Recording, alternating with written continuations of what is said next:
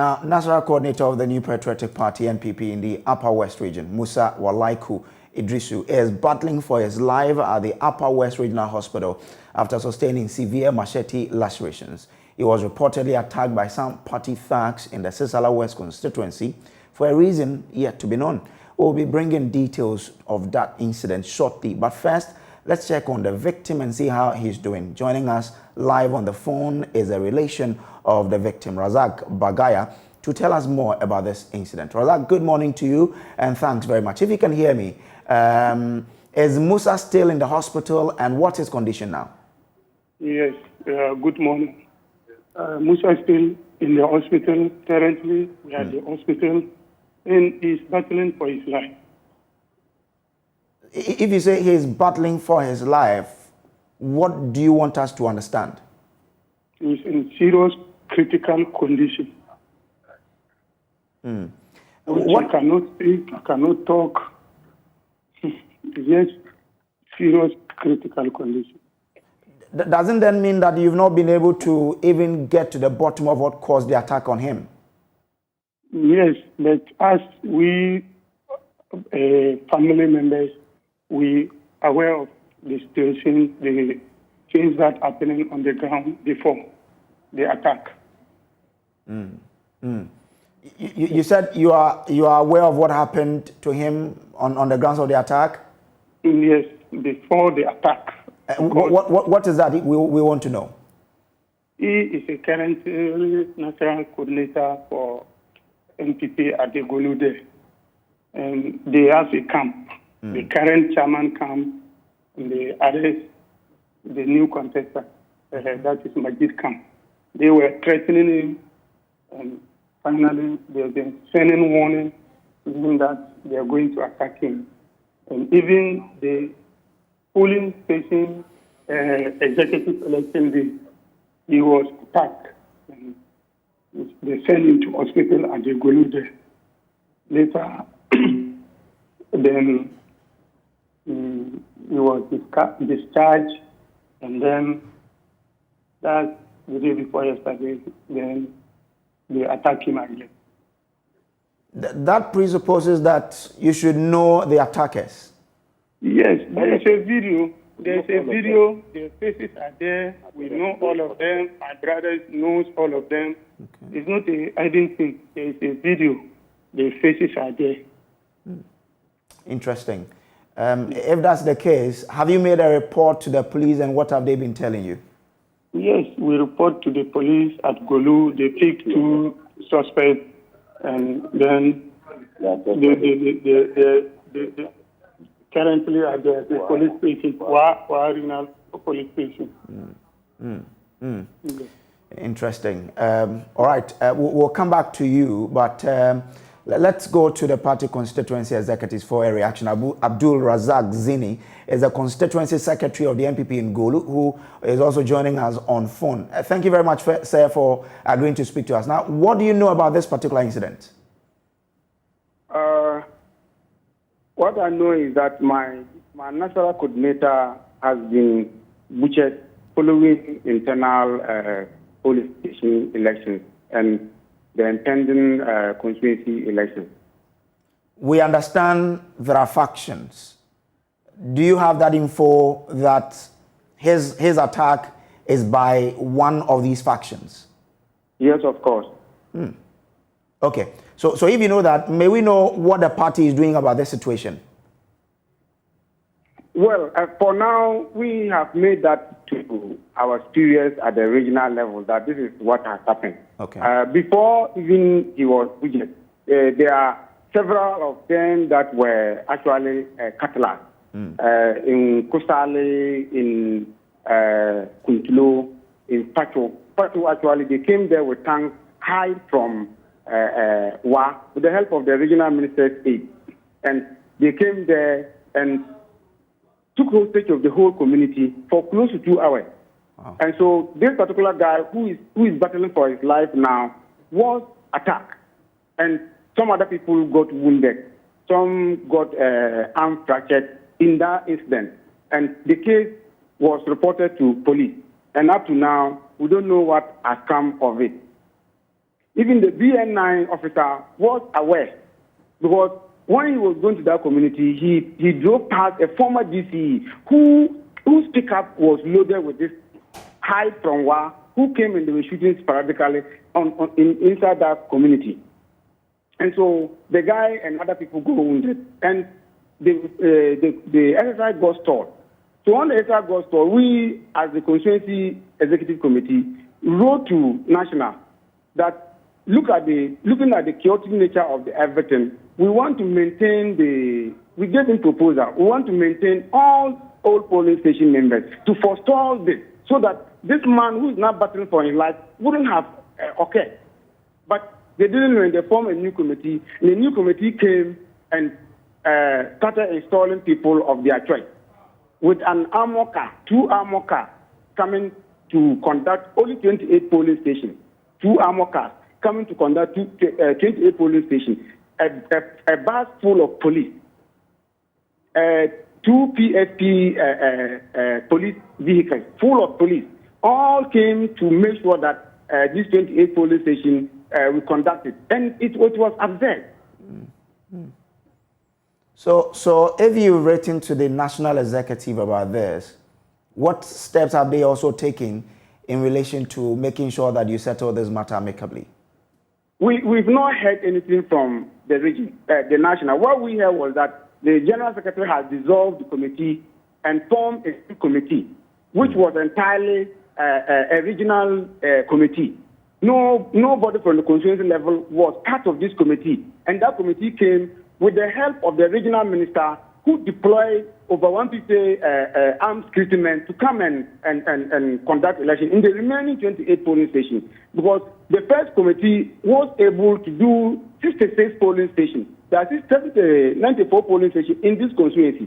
So the 94 polling stations were able to do 66 polling stations, some through election and some through consensus building.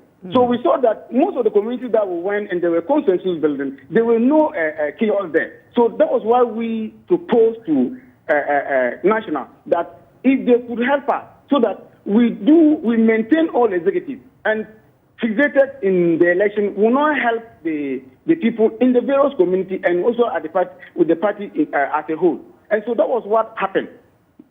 But is your proposal one that is supported by the rank and file, and especially the grassroots of the party in that part of the country? Yes, if we look at the 66, 62 of them was through consensus. 62 of the polling stations that we did were through consensus. Only 4 polling stations, and even those 4 polling stations, it is not a wholesale election. There are somebody looking for chairman, somebody looking for youth organizer. That is just all. In those 4 polling stations. You see? So that was the issue. So now that is it something that you think the national executives are not being proactive about? Is it something that you can hold them accountable for, probably the deteriorating impact of it in the party, in the constituency? Well, I won't say that they are not proactive, but we have not gotten response to the letter we wrote to General Secretary that this is what we think that will help the party and also help the constituency. But we didn't hear anything. What we heard was that a new the polling station election committee has been dissolved and a new committee is formed, and they were to start with 10th of April, and end on 18th of April, which is the 28th and the 21 polling stations to be conducted.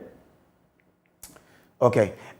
Since you say you know the people behind it, have you submitted their pictures and code to the police so that it could fast track the investigations? Yes, as of yesterday, the police were able to arrest 2 people.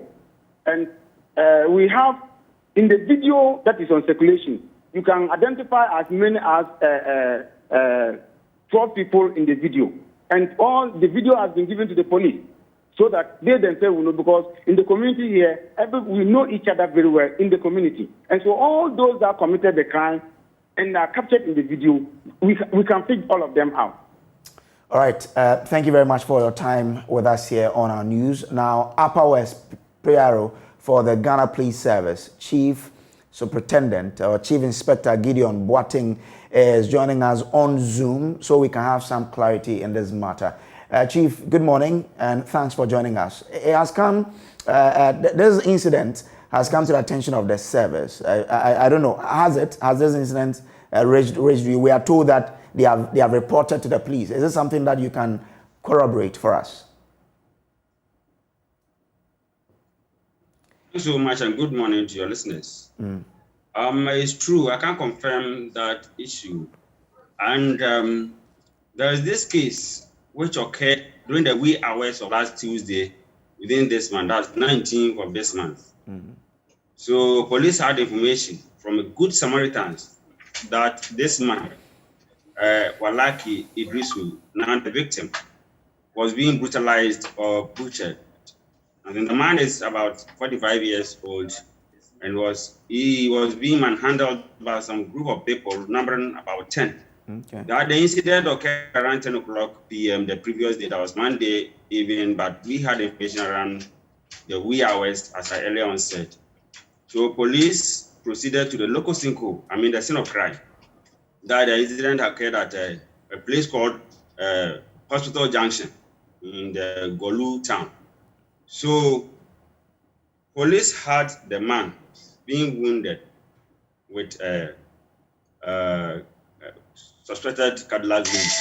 So he was sent to the Golu government hospital for further treatment.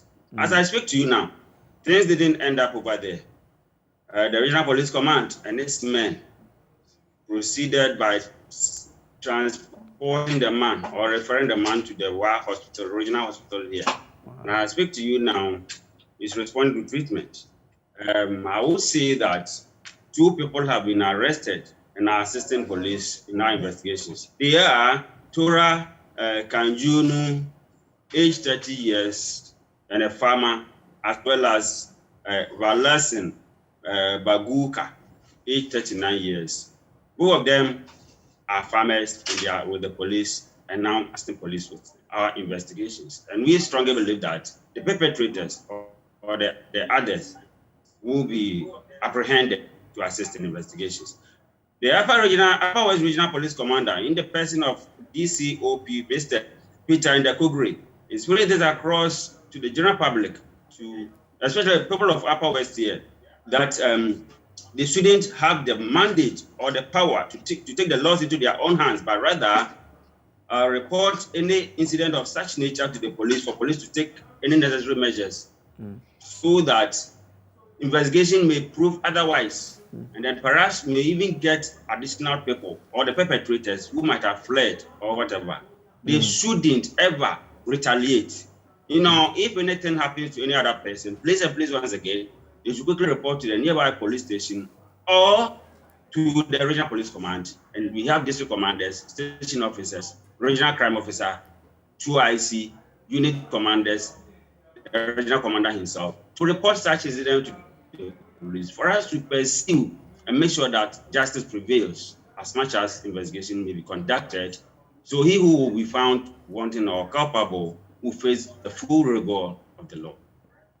All right, Chief, thank you very much, and we'll be back to you as and when necessary. Let's now move to our regional correspondent, Rafiq Salam, who is joining us on phone. We are told there's a press conference underway. Rafiq, thank you very much. What's happening at where you are? What have they been saying at the press conference?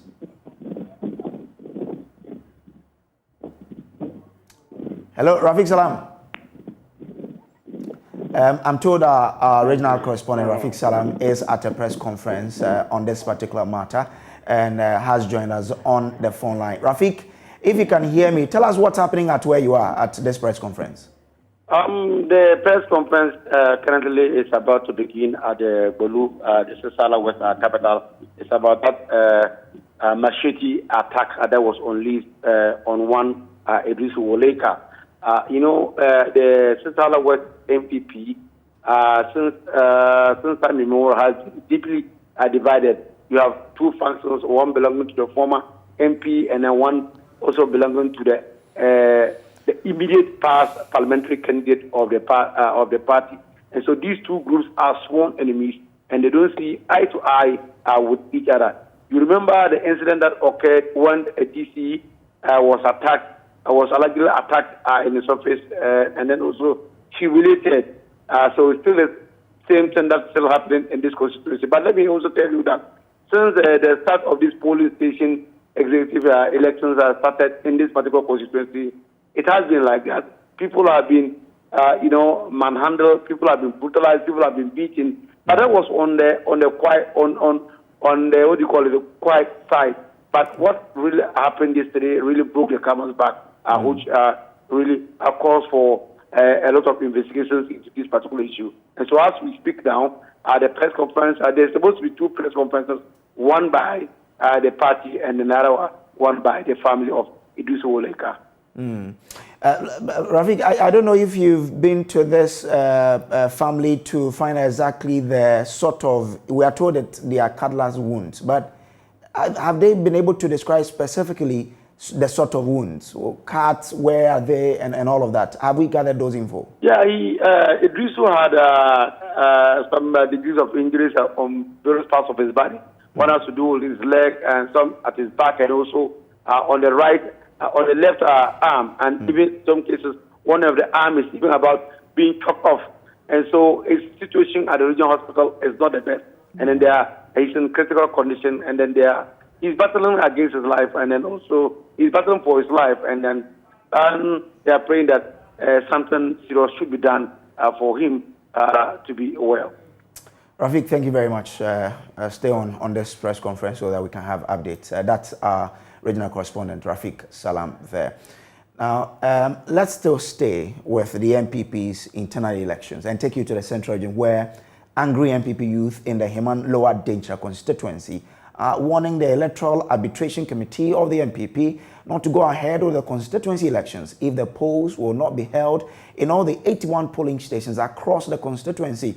That you say they will fight with the last drop of their blood to resist any such attempt. At a news conference at Chufo, Heman, spokesperson of the aggrieved MPP youth, Christopher Ampofol, warned the National Party not to exhibit bias in their decision in order for peace to prevail.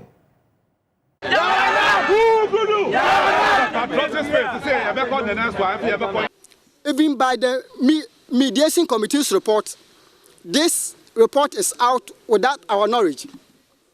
Region have provided timetable which indicates that there is going to be a constituency elections in Himaro Denchira, which affirms what MP's camp are saying. We are sending a strong warning to Honorable Madam Sisi Adapa and her committee that if she is the one who told MP that only 9 polling station elections are going to be conducted in Himaro Denchira, as Yasantua fought with his life for the Asante Kingdom, we the 900 delegates will fight with our last blood. If the right things are not done, we are sending a strong warning to Honorable Sisadapa. She will kill all of us before the 9 polling station elections are conducted. If Madam Sisadapa, as MP, wants to treat our case to compensate her fellow MP, we are telling Madam Sisadapa we voted for MP, not her. We will resist any attempt to compensate Honorable Brighton Kubrobi, who has lost credibility in Himaro Denchira constituency, but is now seeking his way through mafia. Had not been Odafo's funeral, all the 900 delegates who purchased form to contest have decided to hit on the streets to demonstrate against the party leadership. We will wait till the end of the funeral, and we promise they will hear from us. If such report comes out, we, the leadership of the delegates, can't control the group again, and we don't want, and we will not know how to happen next. We are calling on National that if such 9 polling station or if such report comes out, we will not accept such reports, and we are daring them that if nothing apart from the 81 polling stations are conducted, we will resist and we will not allow any, and I say, any polling station or any constituency election to be conducted in Himaro Denchira. We will fight till our last blood. We send this strong warning to them. Thank you.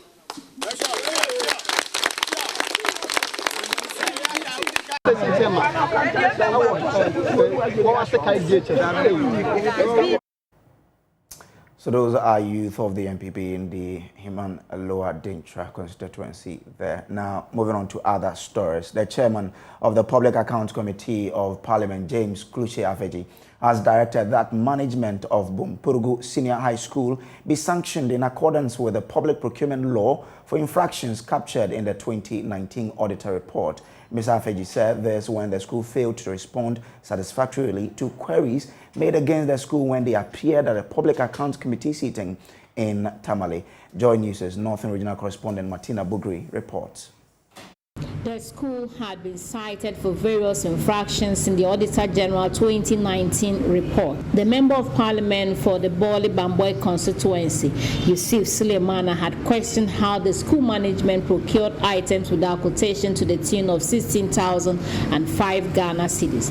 Responding to the query, accountant of the school, Alhassan Sandashani, said at the time of the audit, the quotations were not in the file, but added that they were able to make them available for the auditors.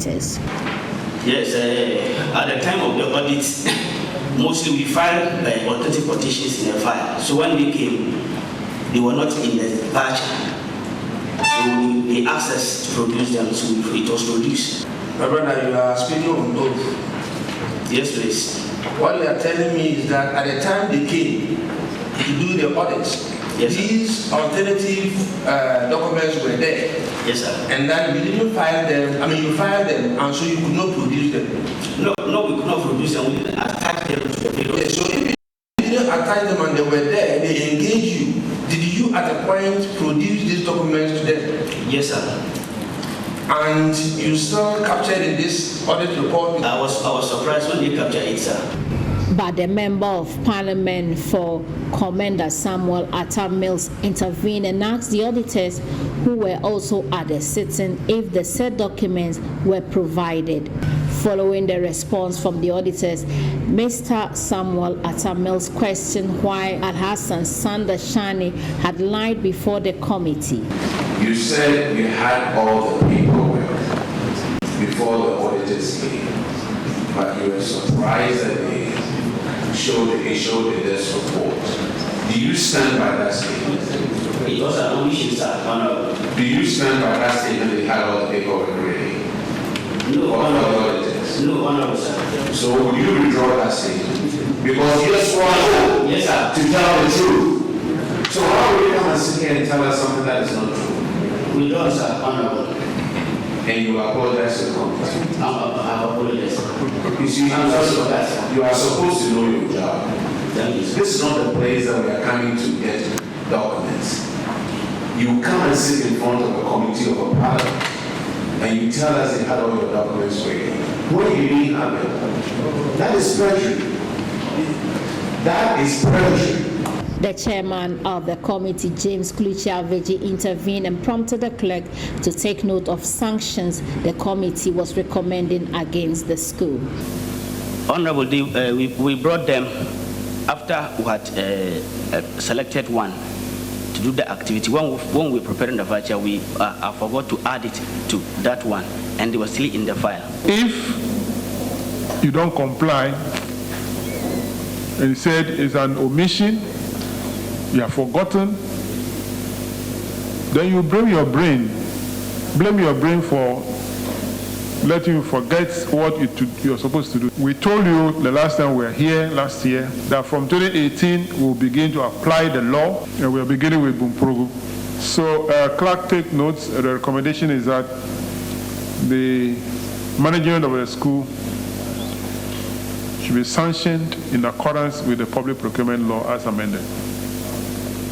Mr. Afeji said he believes with sanctions meted to the latter, it will help reduce these infractions. It is because that we have not prescribed or we have not applied the law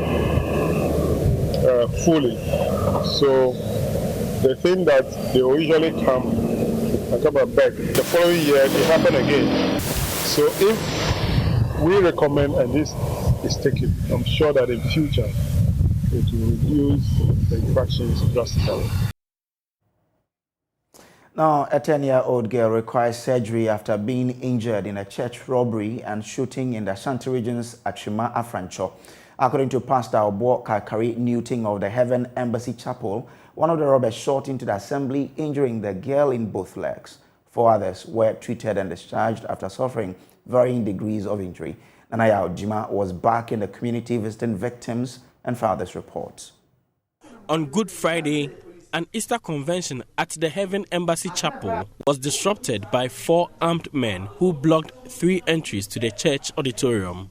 Over 70 people, mostly indigents of Achima Afrancho, were held hostage for about 30 minutes as the robbers demanded their personal belongings. Prophet Bernard Apiafobi is one of the preachers invited for the event.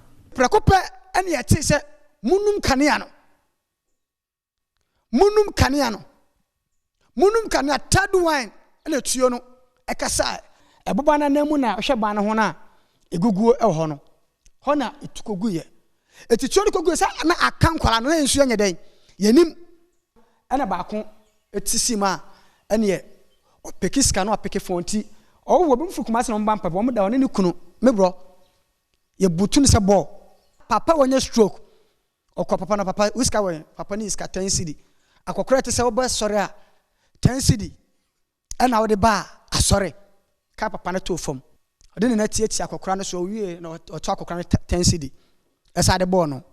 The church is situated on the outskirts of the community, a part with new buildings under construction. The Easter convention had brought many to the church for the first time. Mame Ama, a 10-year-old, has undergone a surgical operation to correct the injury on the leg sustained through the shootings. Reverend Obi Newton explains she was shot in both legs. In the case nankasa mu bui, Emma bobani bisa be wura ne sire ni mu epie. Nti onene de ne na very dangerous pa na ehu. Nkro woni akukudura wontimi nso ni mompagya no. Na edim ko kan nan ne sensen ho. Initially, near Korea Dreams be a bit no because of baby to you no, but Dr. Furniture so much my in China. About 200 meters from the church lives 12-year-old Juliana Amankwa.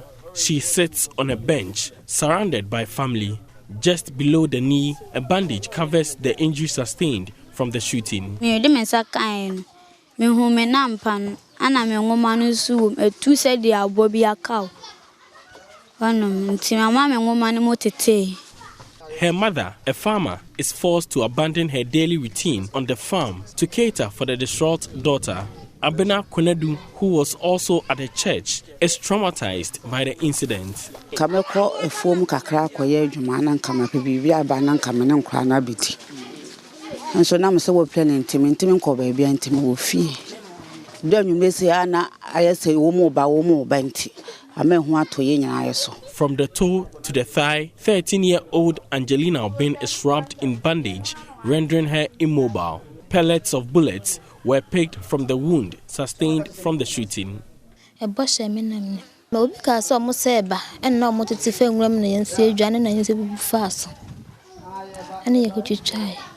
grandmother, Margaret Opoku, is traumatized and worried about how to cater for the injured granddaughter.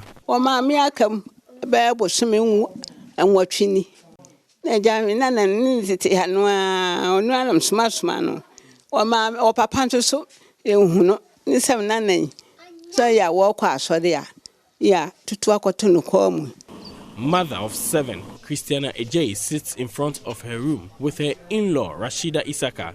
Both are victims of the incident. Rashida is 3 months pregnant. She says aside from the injury sustained through the shooting, she feels a sharp pain through her body.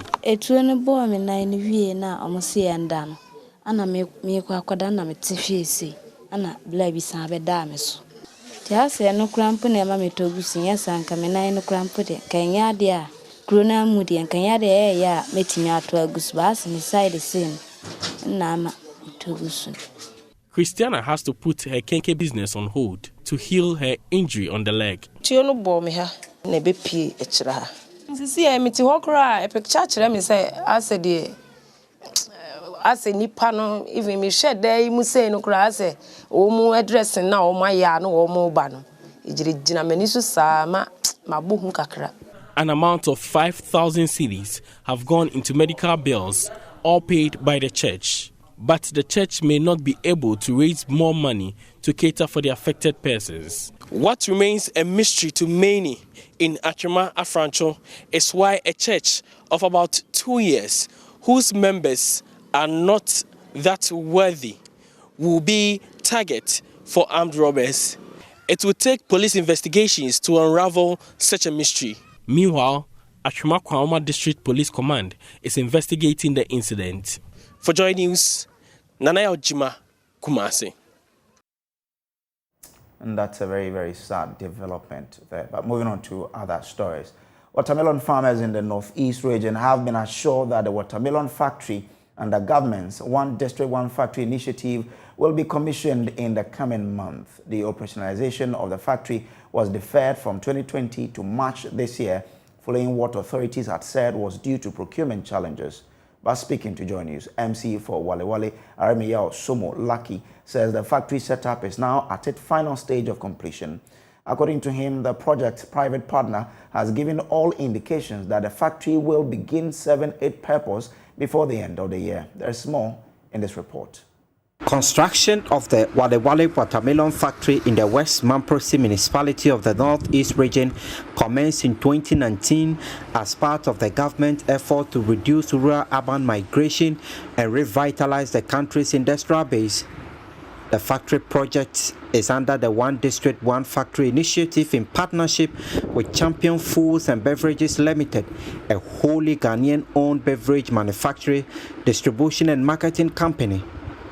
It is being funded by the Exim Bank and scheduled for completion by the end of 2020. However, procurement challenges, according to authorities, caused the extension of the completion period to March this year. Speaking to JoyNews, the Chief Project Supervisor and MC for the area, Aremiyao Somolaki, stated that all bottlenecks have been cleared to give way for the factory to start operations in the coming months. It was on 16 December 2019 that the sod was cut, and it was supposed to finish in the middle of 2021. You understand? But you know, when that happened, there were some challenges with regards to the support to that particular project because documentation and other things delayed. It was not that the eczema do not have the money, but documentation and other things delayed. And that is why, if you look at it, it stopped for some time and later on it picked up. But the good news is that the project had been completed, machinery have been brought. It is now left with the operationalization. The precise location of the project is at Logre along the Wale Wale Tamale Road. Inside the facility, several types of equipment are littered around. We also observe new structures still being constructed. The MCE says although the project was delayed, it hasn't been abandoned, and that the people are grateful to the government for fulfilling most of its campaign promises made to them. But we thank the government for thinking through and by giving us the watermelon factory. I must indicate the entire country, West Mamprose is the leading producers of watermelon in the entire country. It means that the government actually understands its people and what the people need. That is why they brought it. So even if it delays and start at any time, it's still a very good venture. But we wanted to commission this year. The project is expected to create more than 300 direct employment and provide a ready market for between 2,000 and 3,000 peasant farmers. The completion of the project would also bring an end to the seasonal ritual of post-harvest losses, a phenomenon that has affected and continue to affect farmers and their communities. But all things being equal, we expect that it should run before the end of the year. From Wale Wale, Ilyas Sutanko, JoyNews. Now, the Upper West Regional Director of Health Services, Dr. Damian Punyiri, has expressed dissatisfaction about poor arrangement by health workers towards their housing needs before going on retirement. He blamed the reluctance of members to go on retirement as a result of the challenge. Dr. Damian Punyiri was speaking at the national launch of Land and Housing Scheme for the Union of Professional Nurses and Midwives Ghana, UPNMG, at Senjang Sanshiga in the Wa municipality. Rafiq Salam has more. Though statistics from the 2020 population and housing census has revealed that the country's housing deficit has reduced from 2.8 million to 1.8 million, which is pegged at 33%, government and other stakeholders in the country are of the firm belief that more needs to be done in order to reduce it to the barest minimum. The housing deficit in the country has led to the refusal of some workers posted to areas where their services are needed. On the other hand, most workers who are on retirement are often reluctant to move out of their official bungalows allocated to them, ending in a tangle between them and the housing authorities. Concerned about the plight of their members, Union of Professional Nurses and Midwives Ghana, UPNMG, acquired 38 acres of land at Sanchiga in the Wa municipality for its land and housing scheme. President of the UPNMG, Maxwell Odroyebo, noted that the union is not only helping members to acquire their own houses, but also supporting the government to help provide shelter for its citizens as well. Today, we're gathered here to launch our land and housing scheme. It is heartwarming to know that this is being launched in the Upper West region, one of the regions that has embraced UPNMG and its policies wholeheartedly. This was the first region to acquire a regional office, so it is not surprising that we are here to launch the land and housing scheme. I am optimistic. The first building on this land will be the UPNMG clinic and the UPNMG regional office complex. In the Maslow's hierarchy of needs, psychological needs, which include air, water, food, clothing, and shelter, form the base of the pyramid. So in acquiring the plot of land and eventually helping nurses and midwives to build their own houses, we are not only helping our members, but also supporting the government to achieve its objective of providing shelter for its citizens, which is one of the basic necessities of life. This does go beyond unionism, but transcends to helping the country as a whole. Powers Regional Director of Health Services, Dr. Damien Poyiri, was grateful to the UPNMG for the initiative, stating that it will ease the frustration and burden that workers go through on retirement. Many of our senior colleagues made terrible mistakes and they are regretting. There are some who have gone on retirement and they are still occupying government bungalows. We want them to move out so that we can get staff to occupy. But they don't have any place. They didn't prepare for retirement. And because of that, they are stranded. And when you force them to go out within a very short time, stress, and then they lose their lives. So the best time to start investing in your retirement is to begin the very first time you get your salary, so that you begin to think about where you are going to settle. And Wa is a big place. If you intend to settle in Wa, the best is to acquire a plot of land, and then you develop it gradually. And by the time you reach 40, 45, at least you have your decent place, so that you don't wait to use your retirement benefit to start looking for accommodation. So I want to once again encourage all of you, take advantage of this offer and get a plot of land. Principal of Nursing Training, Wa, Dr. George Signutomi, who chaired the launch, urged nurses and midwives to exhibit a high sense of professionalism and discipline in their field of work.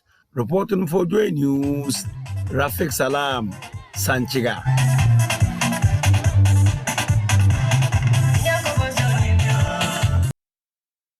Back here in Accra, we'll break for business now. Stay with us.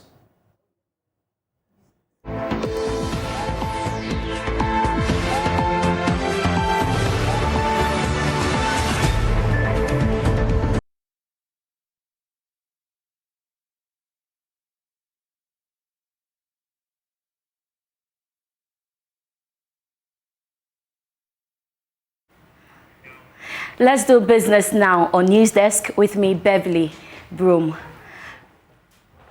Ghana's moderate to high exposure to imports of wheat, edible oil and fertilizers from Russia has triggered increases in prices of foodstuffs and certain commodities on the market. According to the latest World Bank Africa Pulse report, Ghana imports about 33% of wheat and a little above 20% of fertilizers from Russia, ranking it among economies with high dependence on European countries. Charles Nixon has more in the following report. The impact of the Russia-Ukraine conflict on commodity prices has compounded existing challenges in global food markets, including increasing prices and tightening supplies due to the COVID-19 pandemic, among others. This has already pushed inflation rate high to 19.4% in March this year, with food inflation exceeding 24%. The World Bank said Ghana, together with Kenya, Mali, and Nigeria, have moderate to high exposure to wheat imports from Russia. Again, the country, together with other African countries, including Cote d'Ivoire, have moderate to high exposure of edible oils and fertilizers from Ukraine and Russia.